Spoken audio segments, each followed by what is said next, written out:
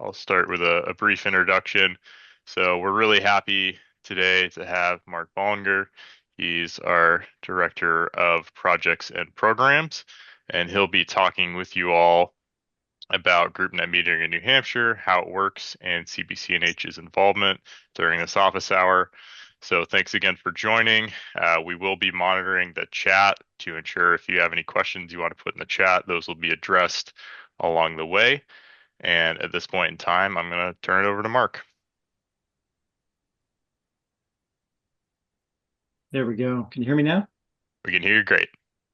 Perfect. Thanks for the introduction. Let me see if I can shrink this screen here somehow. Zoom Workplace. All right, great. Got that out of the way. So thanks everyone for joining today. The topic today is GroupNet metering in New Hampshire, and well, not only how it works, but also what CPCNH is doing in this area. And I've got about, I think, maybe 20 slides that I'll run through, but hoping for a lot of questions and discussion. And again, just feel free to jump in anytime with questions. So jumping right in here. So what I'll start out with today is just kind of a really high-level overview of what GroupNet metering is and how it relates to another term that you've probably heard, community solar, which tends to be a more general term. And then we'll jump into some of the nuts and bolts through a GroupNet metering 101 session, which will last, just a few slides, just to give you a sense for how the program works in New Hampshire. Follow that with a numerical example showing the typical arrangement between hosts and members, which are the two key parties in a GroupNet metering arrangement.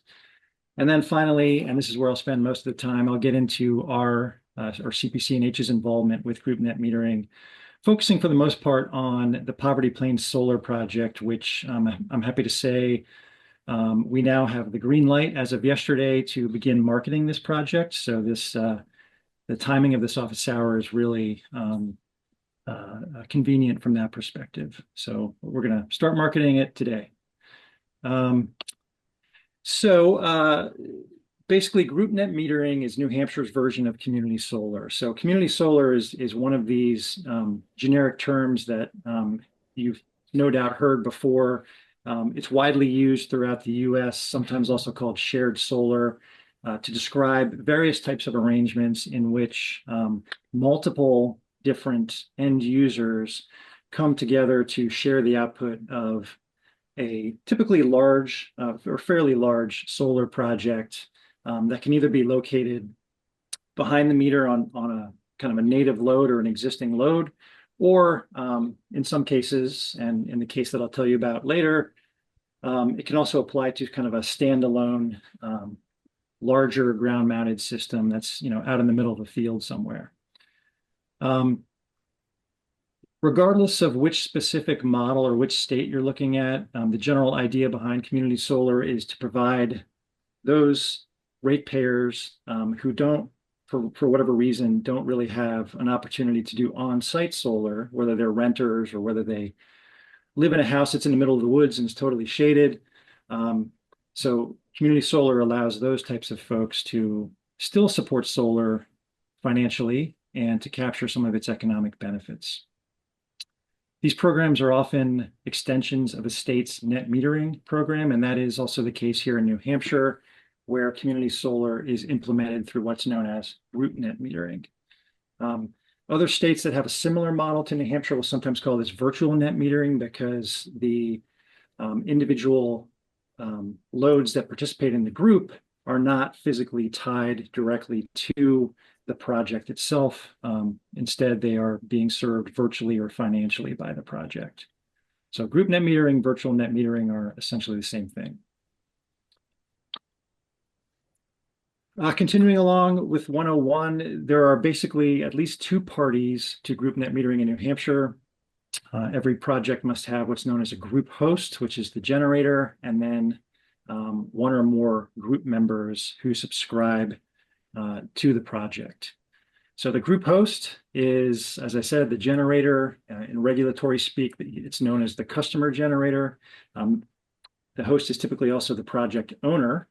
And as I alluded to before, the project can either be behind the meter of an existing native load, in which case it's only the excess generation that's being shared with the group, or in some cases, the project might not have any native load associated with it, except for just the minor parasitic load of the inverters and perhaps some security lighting or something like that.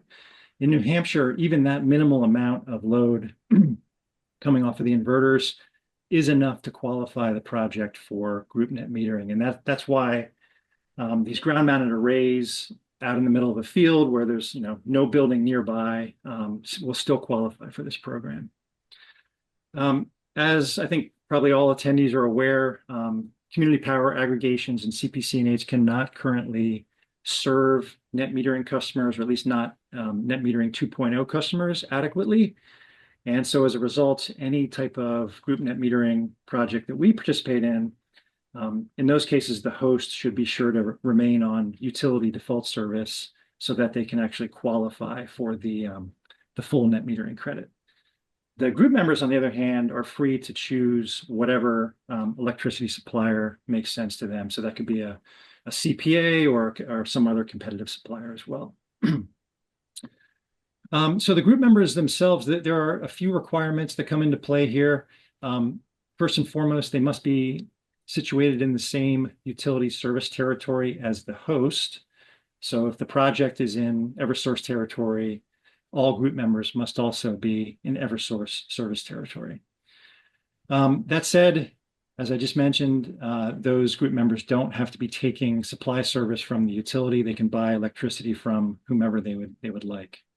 Another requirement is that the combined annual load of all of the group members must exceed the annual generation coming out of the project. So in other words, the New Hampshire DOE, which regulates this program, wants to make sure that the solar array is fully subscribed, that there are enough subscribers and enough load to fully absorb the output of the project.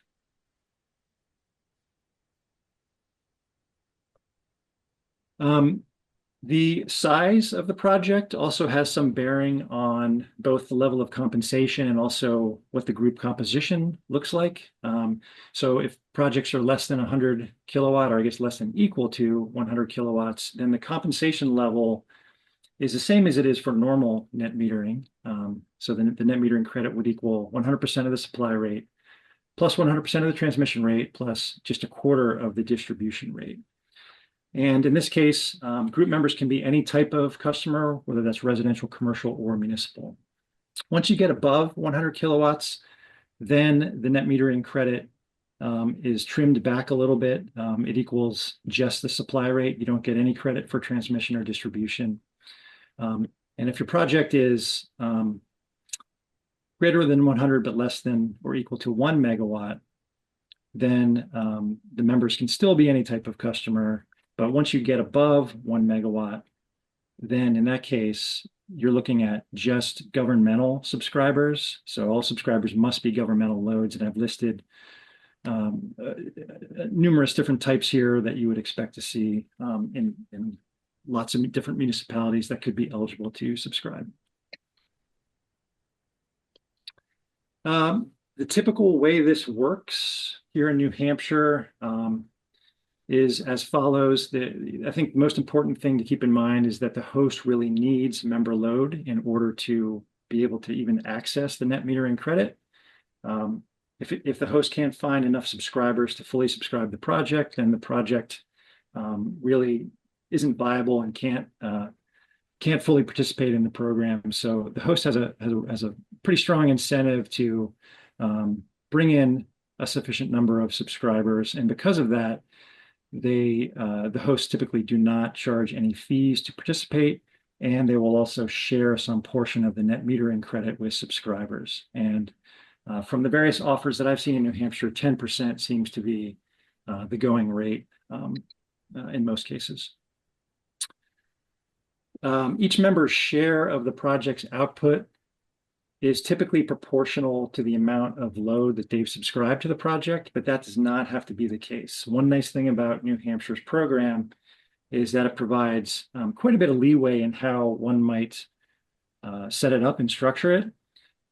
For example, um, uh, there are actually two different forms of group net metering in New Hampshire. There's what's known as traditional group net metering. That was kind of how it originated, maybe 10 or 12 years ago, or whenever this program came into being.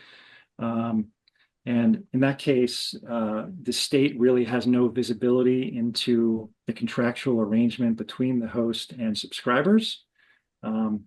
So what happens in that case is the utility just cuts a check to the host, and it's up to the host to distribute the payment directly to members. More recently, they've added a second version, which involves on-bill crediting, and in that case, the host sends the utility a list of subscribers and how much or what percentage of the net metering credit should go to each subscriber. And then every month, the utility simply credits those subscribers' bill with the correct amount, so that they get a kind of an automatic bill credit, which is a nice way to do it. So based on that kind of basic description, I just thought I'd kind of walk you through a numerical example here, which looks pretty involved. It's really not that bad, but I'll walk you through this in the simplest way that I can here. But this is a group net metering project involving essentially 6 group members. So you have the host and then 5 other group members. The host in this case is a 3.25 megawatt PV plant that generates about 5.3 million kilowatt hours per year. Because the project is over 1 megawatt, that means that all the group members must be municipal loads. And you can see in this case they are. We've got a courthouse, a public school, a library, etc. For each of these group members, I've kind of provided 5 lines, A through E, just describing what type of financial benefit they would get out of this project based on the assumed load of each of these subscribers up in line A. The only one of these 5 group members where I've actually included the formulas is down here in the public schoolhouse. So that's the one I'm just going to focus on here. So in this case, we're assuming that the school has an average annual load of about 670,000 kilowatt hours. That is not the amount that we would actually subscribe. We'd only subscribe about 90% of that.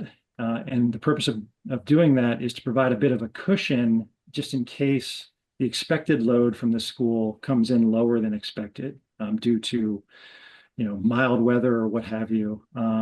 Because again, we want to make sure that the array is always fully subscribed.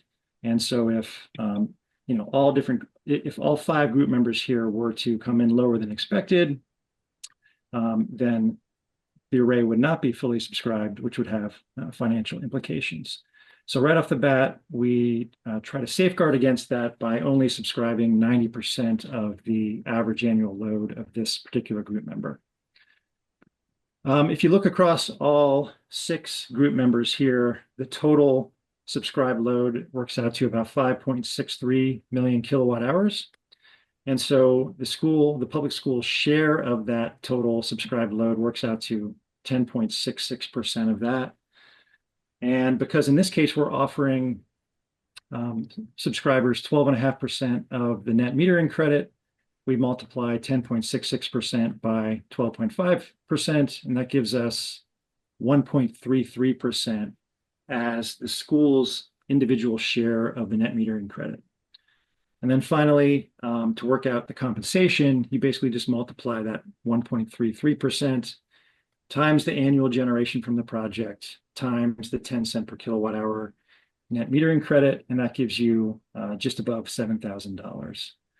So that's kind of the way it works mechanically. And if that was too much for you, as it may have been, it was almost too much for me.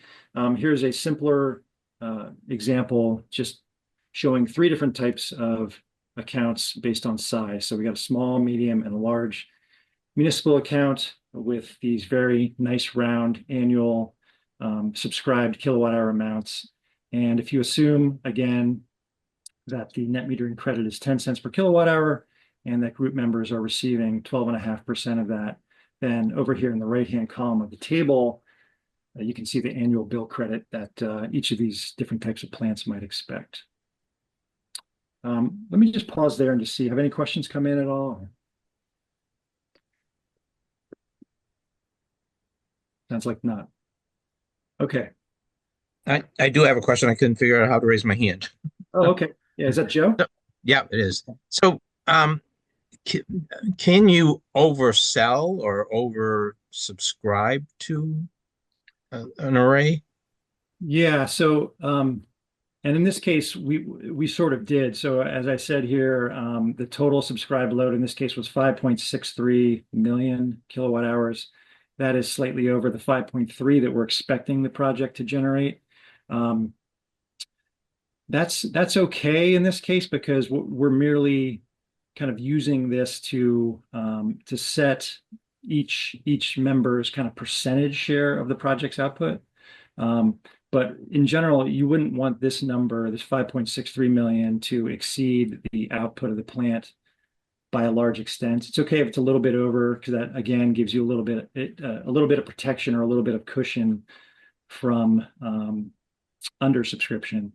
But the way it would work is, once we would get up to the level that we need, we would just probably cut it off at that point and say this array is fully subscribed now. Does that answer your question, Joe? Yeah, so you do have a cutoff. You have to be careful how much you have to have pretty good understanding of what their load's going to be, and you have to have a good understanding of what you're going to be putting out, and just make sure as you sell it or whatever that you don't go over. Yep. Okay. Mark, we had a question in the chat. Is the 10 cent per kilowatt hour credit guaranteed? No. So as we'll see in a little bit, so the net metering credit for projects of this size is tied to the default supply rate, the utility default supply rate, which, as we all know, moves around every 6 months. And so you will earn whatever the default supply rate is for any given 6-month period. So that is definitely going to move around over time. The 10 cents is just an illustrative number. It's a nice round number, which is why we went with that. But I'll be able to show that graphically here in a few slides. Mark, I also see that there's a hand from Steve Holmgren in Durham. Great. Go ahead, Steve. Yeah, I had a question. How often is the load versus subscriber output trued up? I mean, you said that's critical that you have to be oversubscribed. How often is that trued up? Yeah, it's on an annual basis. Okay. Which is nice because obviously there's seasonality to solar and it would be difficult to line that up with load. So they do everything on an annual basis. Okay, thanks. Yep. And then Gabrielle, I know you had a hand raised and it was lowered. Are you all set with the question? I'll wait for the next one. I had a similar 10 cent question. Great, thanks. Okay. All right, so now I'm going to kind of shift over to talk about what we're doing with group net metering. And I just want to start out by saying that group net metering is not necessarily our preferred method of supporting community solar or community scale solar. I think you've probably all heard us talk about load reducers and the significant benefits that they can provide to the New England grid. And our preference would be able to compensate solar projects for the full benefit that they do provide to the grid. But as you all know, I think there's something known as load settlement, which I won't get into, but it presents a challenge in terms of realizing the full value that load reducers produce. And as a result, we can't really economically support load reducers at present. So group net metering, we're kind of thinking of that as maybe the next best solution or at least the most economical solution until load settlement is fixed such that we can do it differently. And so with that in mind, I'm going to talk about primarily the Poverty Plains Solar Project, which is a 4.999 megawatt project in Warner, New Hampshire, which is Eversource service territory, that we are going to structure as a group net metering arrangement. This project is sited on a old gravel pit right along I-89 northbound. It's developed and owned by Encore Renewable Energy, which is out of Burlington, Vermont. And its estimated first year generation is about 8.8 million megawatt hours. And if everything stays on track, it should come online in mid 2026. So just want to kind of pause there and just emphasize that, this is a pretty sizable project. When it comes online, I think it will be tied for first place in terms of the largest project in New Hampshire. Moreover, it's shovel ready, which is kind of a rarity in New Hampshire. The project already has its interconnection agreement, and it has all the permits that it needs to proceed. And at this point, it's really just kind of waiting on us to sign the power purchase agreement, which I'll talk about in a minute, but also go out and find subscribers to make this project possible. So that's a nice segue into the yellow shaded box here. As I mentioned, we are actively seeking group members as of yesterday, when the board gave us approval to offer those group members 12.5% of the net metering credit. We will be putting a website up with a lot more information on the program, and also the subscription agreement, and also just different ways to express your interest. But for now, I think probably the best way is, if you are interested in learning more or in subscribing some of your governmental loads, to just email me at the address there. I also just want to mention quickly that we're kind of setting this up in sort of a hybrid fashion, in the sense that the arrangement between CPCNH and the developer, Encore Renewable Energy, is more of a power purchase agreement type arrangement. That provides the developer with the price certainty that it needs, and it also provides CPCNH with the RECs from the project, the renewable energy certificates from the project, and we'll use those RECs to supply the renewable energy content of our electricity products. So yeah, I'll talk more about that in a minute too. Mark, will there be a minimum municipal load? I'm sorry, what was that? Will there be a minimum municipal load? Yeah, not initially. To be honest, we don't really know what to expect in terms of interest in this. We could have a really hard time finding subscribers, or we may be overrun it, and it's hard to know.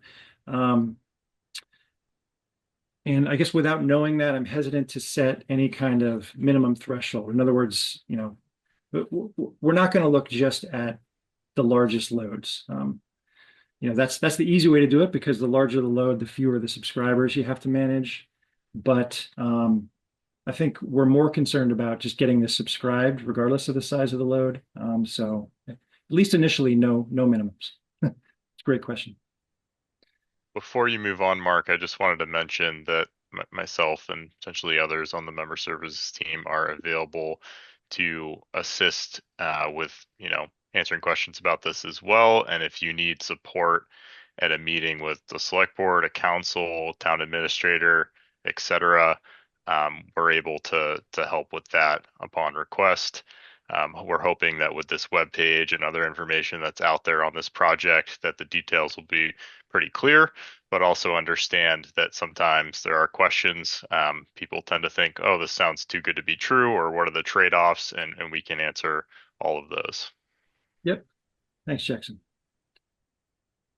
So if you haven't seen an aerial view of a gravel pit, here you go. This is the project site. I included the coordinates on the prior slide, and if you plug those into Google Maps, this is what you'll see.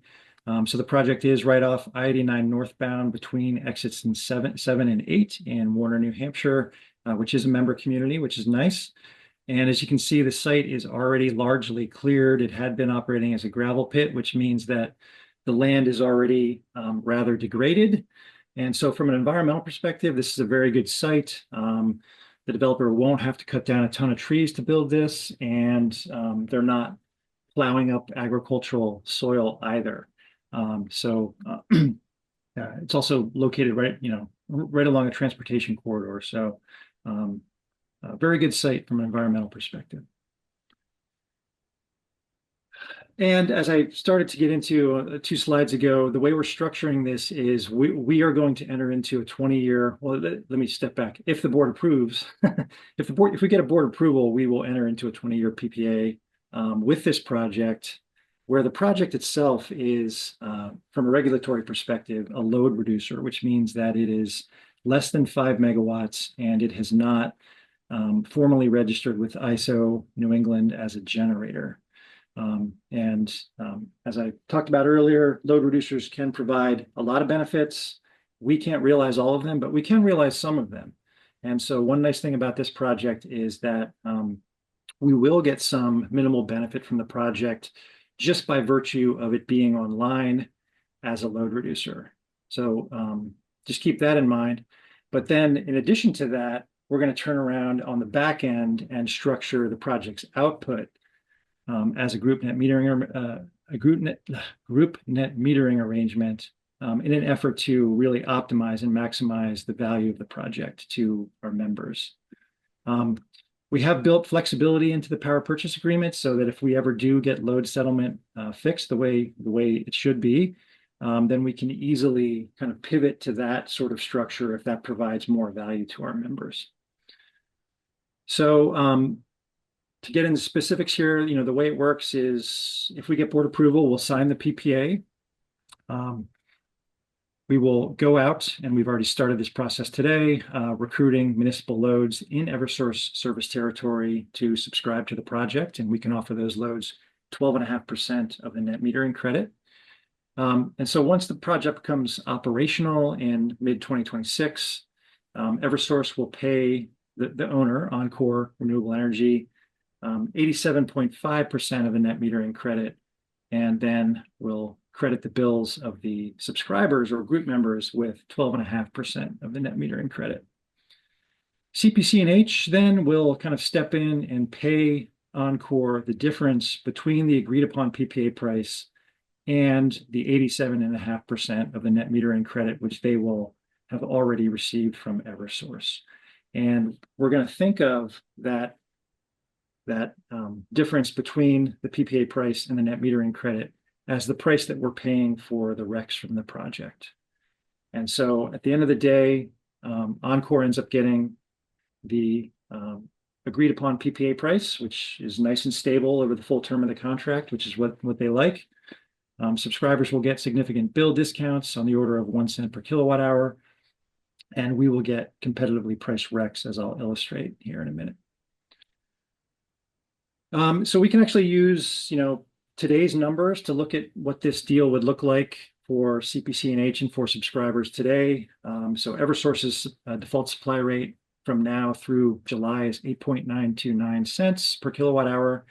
So if Poverty Plains were operational today, Eversource would pay Encore 7.81 cents per kilowatt hour. And again, that's 87.5% of the default supply rate. They would also provide bill credits to subscribers of 1.12 cents per kilowatt hour subscribed. We would then pay Encore the difference between the PPA price and the 7.81 cents per kilowatt hour that they've already earned from Eversource, and we would take title to all the RECs.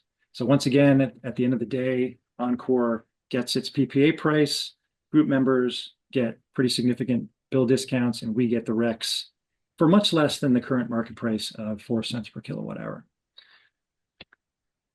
We can also go back and use actual rate history to kind of back calculate what this arrangement would have looked like historically if the project had been operating since the start of 2010. And that's what this graph shows. The green line that you see here is the spot market price for Class 1 RECs in New England. So in other words, this is the price that we would have paid absent being able to access or being able to procure RECs from Poverty Plains. And that averages 3.6 cents per kilowatt hour over this 15-year term. The blue line shows the REC price from Poverty Plains that we would have paid. And you can see that has kind of this sawtooth pattern that, with the rate changing every 6 months, because again, it's tied to the default supply rate. And the average 15-year price from Poverty Plains RECs is just 1.1 cents per kilowatt hour. So it's about a third of what we would have otherwise paid in the spot market over this period. And then the orange line here shows the average group member savings over this period, which averages out to 1.3 cents per kilowatt hour. So historically, this would have also been a good deal for us. But the big question is, what might this arrangement look like in the future? Since we are potentially signing a 20-year contract with this project. And unfortunately, that is the most difficult question of the three to address because, the future is unknowable. But one thing we can do is we can do some analysis, some probabilistic analysis to try and get a handle on what the likely outcomes are. So we did that. We ran through a bunch of Monte Carlo simulations, and I'm not going to kind of bore you with the details, but they're here if you want to come back and dig for them or if you want to ask questions about them. But I'll go right to the Monte Carlo results. And again, I'm not going to run through all of these, but I do want to focus just on the scenario 4, which is the most conservative scenario that we looked at. And that's the graph in the bottom right of this slide. And so what you see here is a scenario in which, excuse me, a scenario in which we assume that the mean net metering credit going forward will be 7.34 cents per kilowatt hour. So that's quite a bit lower than where it has been in recent years. So it's a conservative assumption. And we also assume that the standard deviation around that 7.34 cent per kilowatt hour mean is fairly wide by historical standards. And then we kind of run that through 10,000 different Monte Carlo trials, and that yields the results that you see here. So in orange, you see the group member savings, which range from 0.8 up to 1.0 cents per kilowatt hour with a P50 or median estimate of 0.9 cents. That's a 20-year average. Over in blue, you see the CPCNH REC cost, which ranges from 2.8 to 4 cents per kilowatt hour with a median of 3.4 cents. Again, this entire range is below what we're currently paying for RECs, and the P50 stacks up pretty well against forward REC price projections that I've seen. But those projections, of course, are highly uncertain.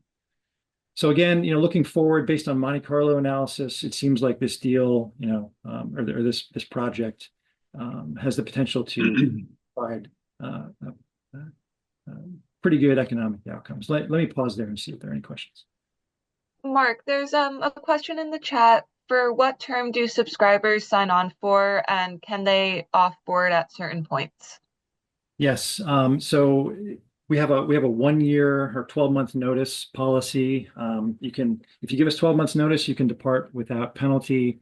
If it's less than 12 months, there is an early termination fee equal to roughly 1 year of the credits that you would otherwise earn.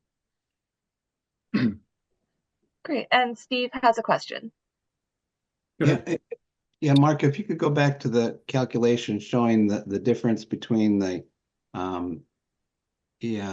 maybe this one, I guess, the difference between the utility price and the PPA price, and maybe it's one prior. Anyway, what I was trying to get at was, this one. So Eversource, if Eversource prices go up above our PPA price, does that mean that we don't have to pay? Yeah, right. And in fact, it's better than that. It means that they pay us the difference. Okay. Which, you might think is a little risky. Like, are they really going to do that? But I think that instance is going to be relatively rare. But the way we've set up the contract is the contract contains what are known as set-off rates, which basically means that, if for some reason they wouldn't pay us in the situation that you described, then we could withhold whatever they owe us from any future payments that we owe them. So I think we probably get paid one way or another. It's just a question of whether we get paid, when we should get paid, or whether we have to withhold payments for a few months thereafter. Okay, I was just thinking if this new, rate structure and recovery that they're going into backfires on them and they have to escalate their rate in the next 6 months, we don't get burned, we might actually be okay. Yeah, exactly. And in fact, Steve, you can see the blue line goes negative here. So this is exactly the situation you were talking about. This is the 2022-2023 period when Eversource default supply rates really spiked up to like 20 cents. So in this instance, the developer would have owed us money for taking the RECs off their hands. Thanks. Yep. Okay, so the project. One more question Yeah, for sure. you, Mark. Sure. What would be the financial ramifications if New Hampshire does away with REC requirements? Yep, that's a good question. Which is a possibility. It seems like every year there's a bill to revoke the RPS. Even if they don't revoke it, it's currently kind of topping out or maxing out in 2025. So unless they change that, it's not going to be increasing going forward. And so I guess there are, I typically have two responses to this question. One being the rec market in New England is region wide, and most other New England states have pretty aggressive RPS policies and seem much more inclined to kind of retain them than New Hampshire might. And so you can always register the project to sell RECs into those other states. So that's one response. And then the other one is that, even if the RPS were to go away, I suspect there's some portion of our membership who would still want to have some renewable content in our products. And, this project could certainly provide that renewable content. For example, we have a certain percentage of folks who have opted up into Granite Plus, Clean 50, or Clean 100. And that demand alone is, I think, more than twice as much as the RECs that this single project will generate. So, I think we could find a home for these RECs, even if the RPS were to go away.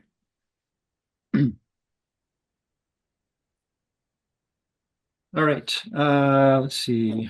Okay, we're doing okay on time, I think. So I talked a little bit about kind of the economic benefits of the project, but I think the benefits of this project kind of go beyond what I've shown here. So in this slide, I've just listed a dozen benefits that I could think of. We've already talked about some of these. Really good site from an environmental perspective. It's located in a member community who will get a payment in lieu of taxes. That's what PILOT stands for, just for hosting the project. Group members will get bill discounts, will get competitively priced RECs. Here's one that I'll just touch on. The REC price is floating. It's going to move around over time, and it's counter-cyclical. So the REC price is going to be low when supply rates are high and vice versa. So this is kind of what Steve was getting at a few minutes ago. And that provides us with a bit of hedge value. Like if we have to raise our prices because the market price is high, during those times, this project will be providing very low price RECs, which will help us kind of keep a lid on our rates. Sticking with the diversification theme, at present, we tend to kind of focus on the short end of the curve in terms of how far we go out to supply our electricity products. This would be adding a longer term instrument to our portfolio, which provides some diversification benefits. It's also worth noting this next one here that this project will really not move forward without CPCNH, or at least not anytime soon. And so what that means is that our involvement is really critical here, and our financial support is really going a long way to help bring this project online. And that's really the goal of any sort of voluntary environmental purchase that anyone makes. They're hoping that with that purchase, they can actually make a difference. And in this case, I think that is true. I also talked about the flexibility. We're going to start this as a group net metering arrangement, but we can shift midstream if needed to several other structures that could also make sense. This next one's kind of interesting. The fact that much of the payment to the developer is coming from Eversource rather than us is actually a good thing from a credit quality perspective, given that Eversource's credit is better than ours at the moment. And then I mentioned earlier that, even though we're structuring this as group net metering, this project is still a load reducer that will provide some number of or some amount of benefit to us through the socialization of unaccounted for energy. And I haven't put an exact number on that. It's a little difficult to do that, but we estimate that it would be greater than 1 cent per kilowatt hour. So we've not yet factored that in. We're kind of thinking of that as icing on the cake. But it's worth pointing out. And then finally, this last one here, we are working on a solicitation program that we would, through which we would issue RFPs on an annual basis. And being able to kind of work through various issues with this single project has been very beneficial in helping us to think about how best to structure that solicitation program, which we're calling Aspire. And so it's been beneficial in that case as well. Of course, it's not all positives. There are obviously some risks out there, and there are undoubtedly some concerns that many of you probably have. And so I've included just 2 slides here, frequently asked questions. And I think we're doing okay time-wise, so I'll just continue along with this unless anyone else wants to jump in with any questions. So actually, before I get into this, let me just pause, see if there are any questions. Bruce Tucker asked in the chat what other projects has Encore completed, and then Lisa and then Paul have their hands up. Okay, yeah. So Bruce, they've done a number of projects in Vermont. They're based in Burlington, so they sort of started out as a kind of a regional developer. They've now branched out. They're working on projects in Arizona and the Southwest, Midwest, I think as well. And they recently got a big infusion of investment from Brookfield Renewables, which is a big independent power producer. I think it was like a $400 million investment. So they are well capitalized. They have a good reputation, and they've completed a lot of projects. So it's nice to be working with a high quality, kind of well respected developer. Mark, I had a question on the flexibility. So if we were to have the opportunity to possibly go from group net metering to a load reducer model, I think we would have to negotiate like that with them at that time. Not necessarily. So we, as I mentioned, or maybe I didn't mention, but we've got 2 different documents. We have the power purchase agreement with the developer, and then we have a group net metering membership agreement that governs the relationship with subscribers. And the power purchase agreement is set up kind of generically. And so that would really not need to be modified if we were to switch to a load reducer model. All that would happen in that case is we would basically terminate the group net metering arrangement, which means that subscribers would stop getting their bill discounts, and they would be free to pursue other group net metering arrangements at that time. And then we would simply start compensating the project as a load reducer, presuming it made sense to do it that way because load settlement is fixed. Right. And then if for any reason it didn't make sense, we would just continue with the group net metering. Yep. Okay. Thank you. Yeah. And there's a third option there too. We could ask the project to register as a generator if that made sense. I kind of doubt we'll go that direction, but that's an option as well. Okay. Great. Hey, Now Mark, how are you? Paul, then Gabrielle. Yep. Okay. Yeah, Mark, what if the municipal load requirements change? So specifically, I'm thinking, what if we implement some additional solar arrays on some of our buildings over time? How would that be accounted for? Would we have to cancel and come back in, or how would that work?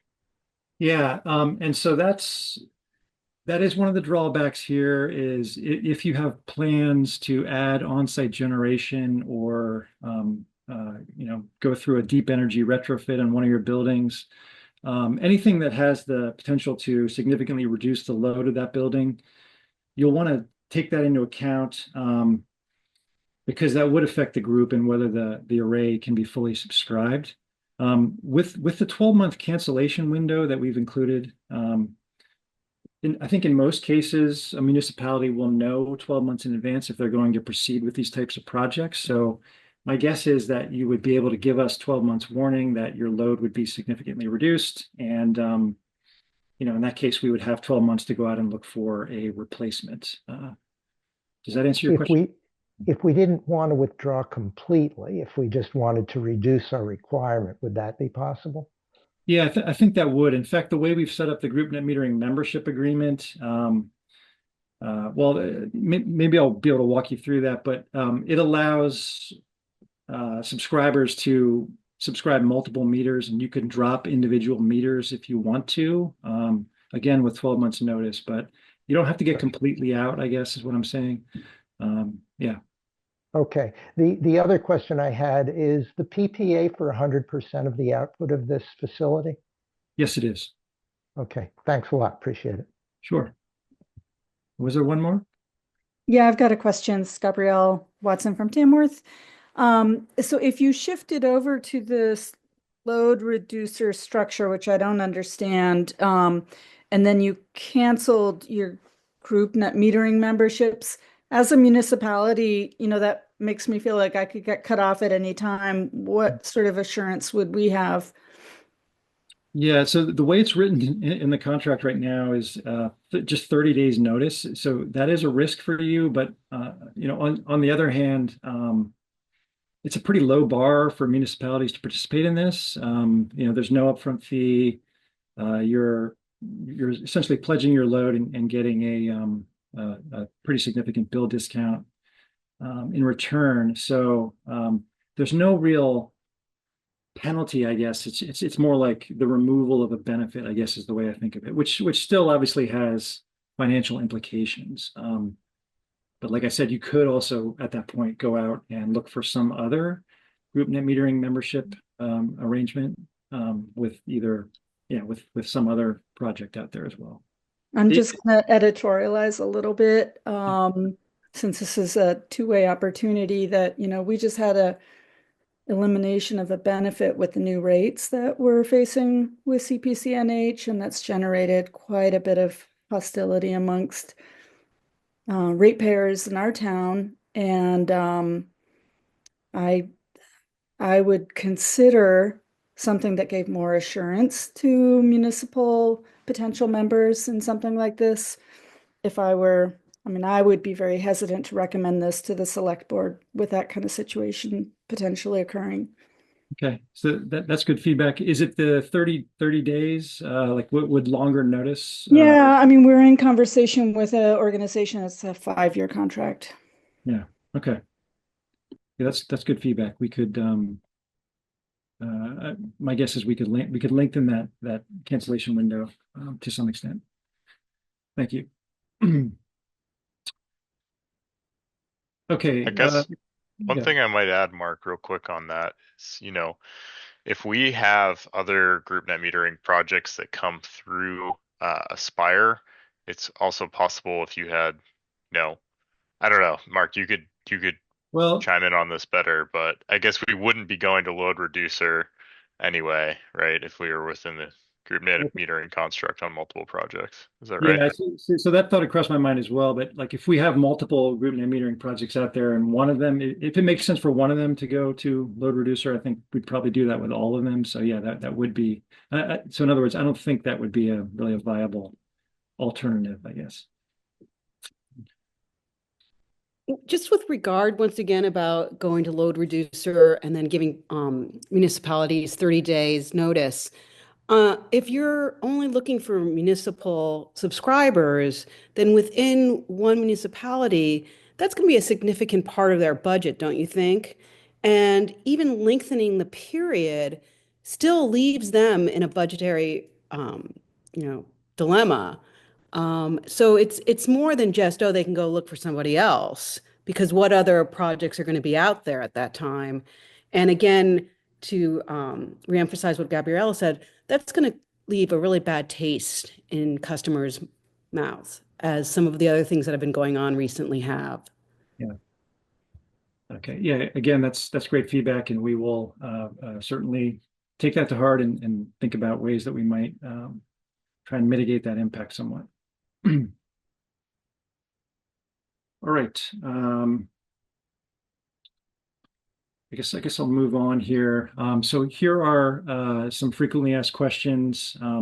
If we can't fully subscribe the array initially, we don't have to move forward with this. We're under no obligation. So getting the array subscribed will be a pretty significant milestone to allow us to move forward.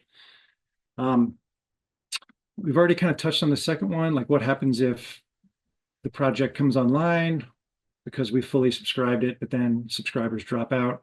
I already mentioned the 12-month notice. If there is an unsubscribed portion of the project, that portion will still be compensated at a lower rate through what's known as Eversource's avoided cost, which isn't great, but it's better than nothing. So that's a consideration. And just one note, kind of going back to the conversation we just had. Municipal subscribers, you would think they might be a little bit more stable than your typical commercial or residential subscriber. So that's one kind of mitigating factor here. And by offering more than the going rate, even if just by a few percentage points, that will hopefully help with retention as well. And then the third bullet here gets to what I was just talking about. There's currently a 30 days notice where we could terminate the agreement, but we will certainly think a little harder about that based on the comments we just heard. There are production guarantees to some extent in the PPA to basically provide sort of a lower bound on the generation that can come from the project without the project actually defaulting. We don't have to go into details there, but there are some protections there. But basically, if the project generates less than expected, what that means is that subscribers will earn fewer dollars and we will buy fewer RECs. So it's just fewer benefits, but there really are no other significant implications there. Right now, net metering and group net metering are scheduled to sunset at the end of 2040. And so we're fully aware of that. This contract would extend a few years beyond that. So that is a bit of a risk. But again, we do have the option to move this over to a load reducer structure or ISO New England registered generator if needed, really at any time during the 20-year period. In terms of downside, we also touched upon this a little bit in terms of needing to consider your plans to add on-site generation or deep energy retrofits. So just a little bit of coordination there, I think, would be good in conjunction with the 12-month notice. All right, so in terms of how to sign up, I think the first step is, if you've got some eligible municipal loads in mind, please start compiling information on their loads, whether or not there is existing or planned on-site generation, just to find out what, which loads are actually promising from that perspective. Mentioned earlier, you can reach out to discuss potential enrollment. Email me anytime at the email address here to set up an appointment. We do have a group net metering membership agreement that might pull up and just run through in the last few minutes here, or maybe not, depending on if there are more questions. Obviously, talking to your local decision makers and municipal officials to see what's required on their end will be key as well. And as we mentioned earlier, we've got a group net metering website ready to go live soon, and that will include a bunch of information as well as a copy of the group net metering membership agreement. And then I think this is my last slide. Basically, I alluded to this earlier. We've learned a lot from working on this program on this particular project, and we've been able to parlay some amount of that into this new Aspire program that we're working on, which stands for Annual Solicitation Program to Increase Renewable Energy. This is something that we hope to launch in 2025 that would bring in more of these opportunities for your consideration.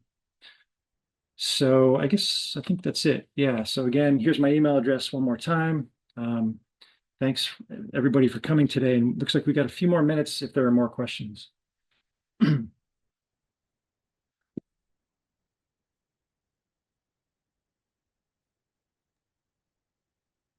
did see it looks like there's a couple of hands raised, but yes, the slides and the recording we can certainly make available after this presentation, so you can utilize those. I see Madeline's been monitoring this, but Paul, since I'm talking already, I see you have a hand up. Thanks, Jackson. Yeah, I'm just wondering, how is it going to be decided whether there'd be on bill versus direct payment types of billing? Yeah, I think in general, I would be leaning more towards on bill crediting. That's going to be an easier arrangement. Yes. So that's going to be like the default preference, I believe, but there may be some situations where the traditional program might make more sense for one reason or another. So we're kind of keeping both options open. Okay, thanks. Mm-hmm. I've got my hand up. Should I just go ahead, Jackson? Go ahead. Right. So thank you very much for this presentation. I really appreciated it. I attended yesterday's board meeting, and there was a presentation that made reference to this, and it was very confusing for me because I had no idea what it was all about, and I couldn't find this anywhere in the web page, and it wasn't in any of the materials that we had been sent ahead of time. So that's a little bit of feedback also for structuring those board presentations and the materials that are available for member representatives who aren't attending every single meeting. I tried looking at minutes from past meetings. I couldn't find where this would have lived. So this is great to have today, and really, really exciting to have CPCNH delving into this. I wish that there was some way to offer something to individual households and businesses, because I think that would be something that would be very exciting for ratepayers in my community to be able to offer. So I don't know if there's anything down the line with respect to that. Yeah, so we don't have anything in the hopper at the moment, but those are the types of projects that could very well come in through this annual solicitation program. It just so happens that this project is almost 5 megawatts, but we could very well do something like this with a project that's under 1 megawatt, in which case anybody could sign up. And that is something that we would like to do down the road. Yeah. Great. Carol, Steve, and then Lisa.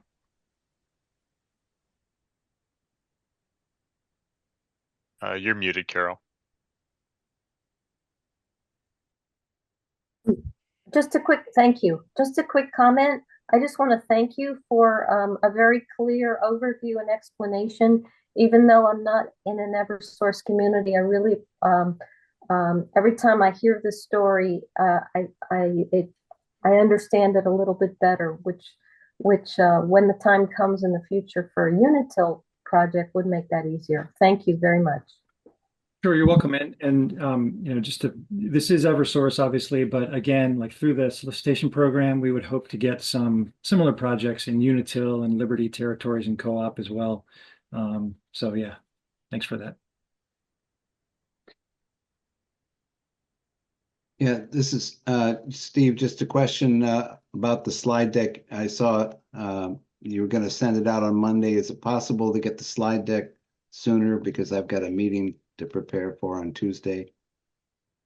Sure, yeah, I can send it to you, Steve, right after I get off the line here. I'm happy to do that. Great, thank you. Mm-hmm.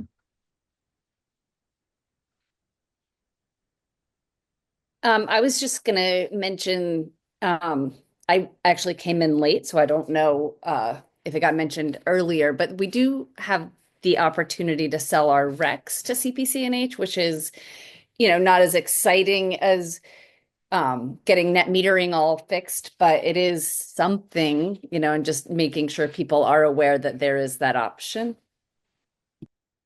Yeah, thanks for bringing that up, Lisa. Yeah, so we have had that program running for a few months now. It seems to be going pretty well, and that's one where we do have a website. It's cpcnh.org/REC. Yeah, if you're interested in selling us your Recs, take a look and get in touch. Yeah, and you can navigate to it from the main website under services, right? That's correct. Yes. Yeah. Yeah, and the link is in the chat. I don't know why it's a long form link, but it'll work. And I'm assuming that you can do that no matter who your provider is currently? That's right. Yeah, we are not limiting that to our members at present. So, yeah.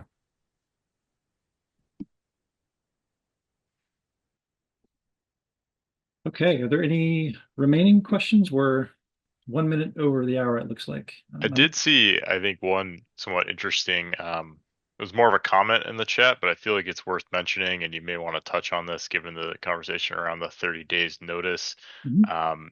It was just someone saying that they would expect that even if 30 days remains intact, being able to load reduce versus group net meter would require changes in regulation or legislation. So it wouldn't be a surprise, and that we would be communicating to our members that this is something that was coming and available, likely well in advance of 30 days. So Yeah. Mark, I don't know if you have anything you wanted to expand on there.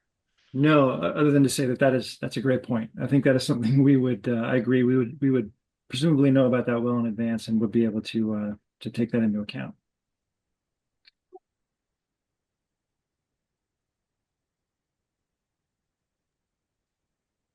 Great. Well, thank you everyone for joining. I think this was a really engaged audience and we had a good attendance. And Mark, thank you for your excellent presentation as always and talking through this content.